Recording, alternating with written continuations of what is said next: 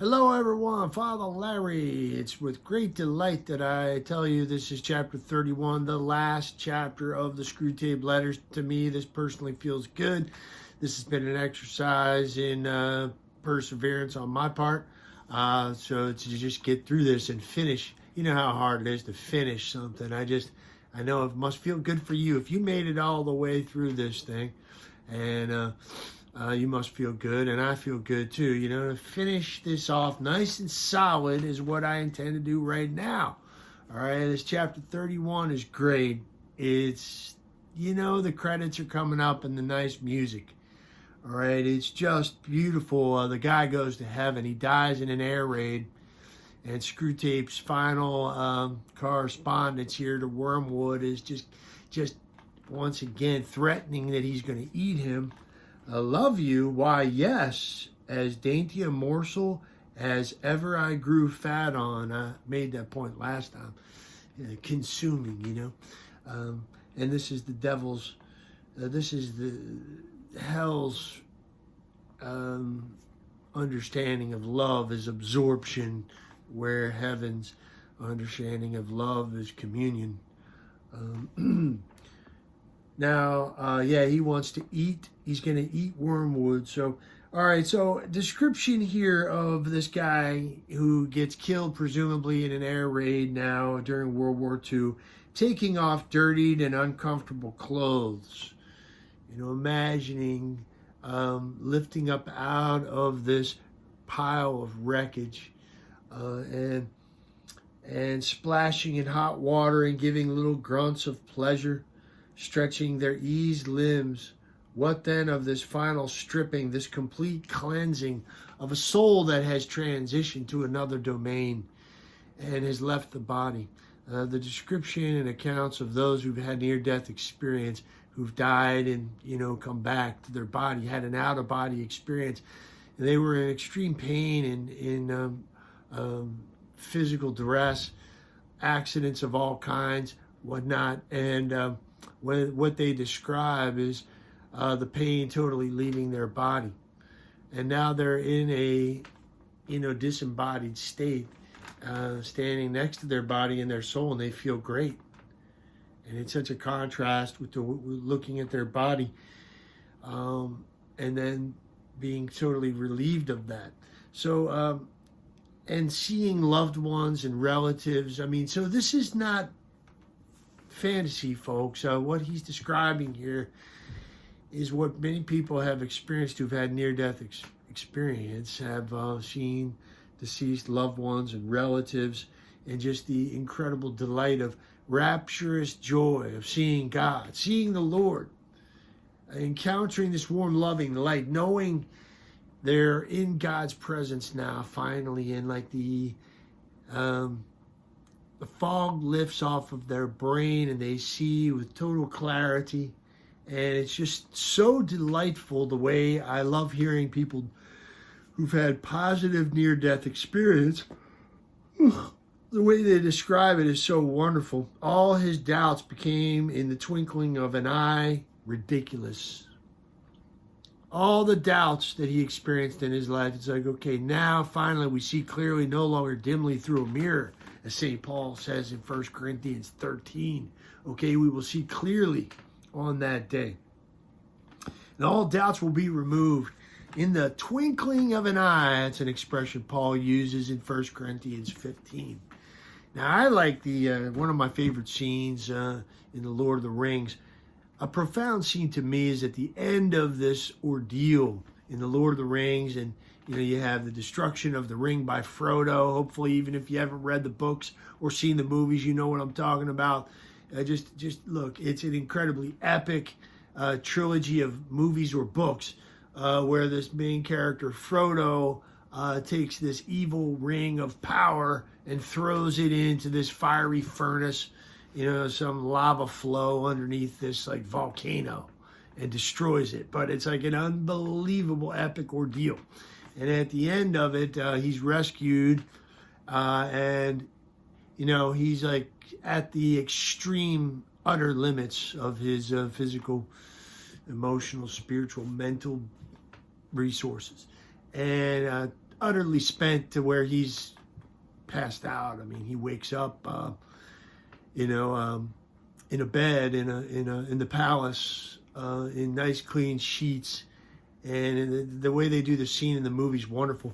Gandalf the wizard, who's worked so hard alongside Frodo, the two of them, to achieve this incredible deed, to overthrow this ring of power. And the two of them are just in this beautiful bedroom in the palace, lit, nice silk sheets probably, He's like, wakes up after this horrible ordeal. All he remembered was being at the Mount of Fire, and he passed out. And thought it was all over. And anyway, Gandalf comes here. And what I love is they start laughing.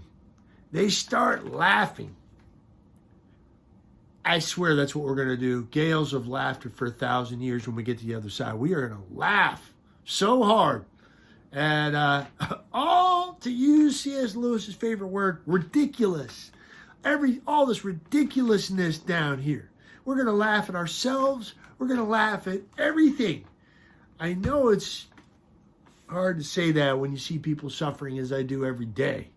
People come to me in confession with tremendous problems, that I just, man, they are just being squeezed and wrung out by ordeals in life and adversity. And but even the worst of it is going to seem like one night in a cheap motel compared to the joys of eternity, according to St. Teresa of Avila. Okay, one night in a cheap motel. St. Paul says in Romans, I consider the sufferings of this life not worth comparing. I consider the sufferings of this present time are not worth comparing with the glory that is to be revealed to us. So that day that we're groaning and in travail together for, one day it will arrive. One day it will arrive, folks. The redemption of our bodies. We wait for it with patience. We hang in there and carry our cross. We're going to get there. We're going to get there. We're going to get there in the twinkling of an eye. So the reaction, I love this, is like, I knew that was you, you were with me the whole time. It's like the experience of near-death people who've had near-death experience. They see their guardian angel for the first time. And they know intuitively that they know that person, okay? Angels are persons, okay? They know that person intimately, even though they've never met. And they just intuitively understand that person's been with me my whole life and knows me perfectly, and I know them perfectly, perfectly as a creature can know. Now, when he saw them and seeing their deceased loved ones or deceased relatives is typically what near-death experiencers describe, seeing deceased loved ones or relatives. Sometimes, oftentimes, ones that they never actually knew here on earth. When he saw them, he knew that he had always known them and realized what part each one of them had played at many an hour in his life when he had supposed himself alone. So it was you the whole time. Really cool. So yes, some people may experience pain. We don't want to act like we're all going to slide into heaven on a bobsled. There may be suffering for us. This is something that C.S. Lewis talks about, pain. But it's going to be the sweetest pain. The pain of purgatory. We'll have the full knowledge and assurance, absolute assurance that we are saved. Finally saved. Okay? But we're not ready to go into the wedding feast quite yet. Okay? We're not clothed fully. I don't want to go into a whole big, long thing about purgatory.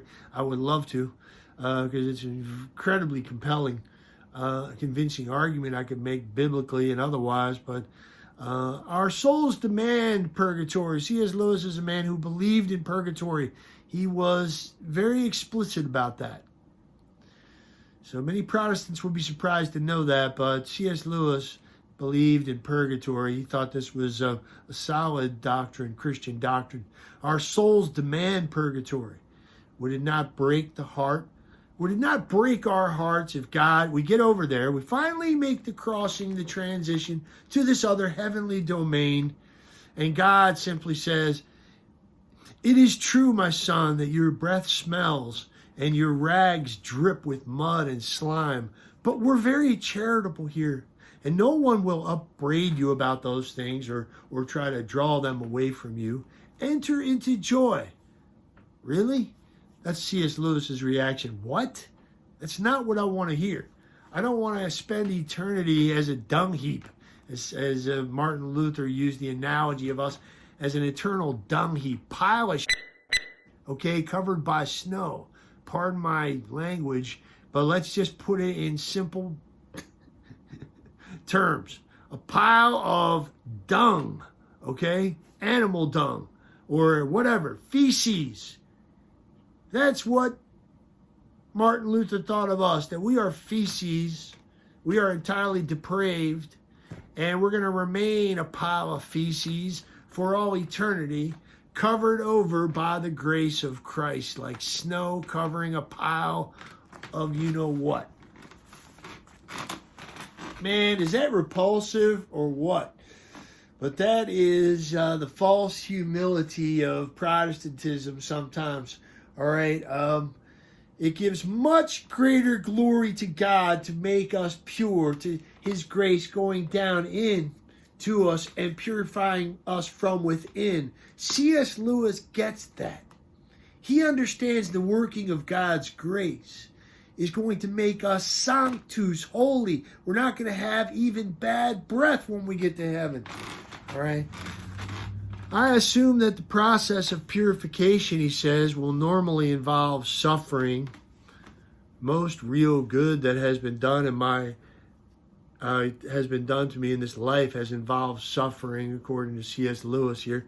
These are letters to Malcolm, some other writing he has. I don't know where I found those, but anyway, I think I'm just going to end it right there. So once again, congratulations for making it this far with me. And we'll see what I get into next. But until then, God bless you.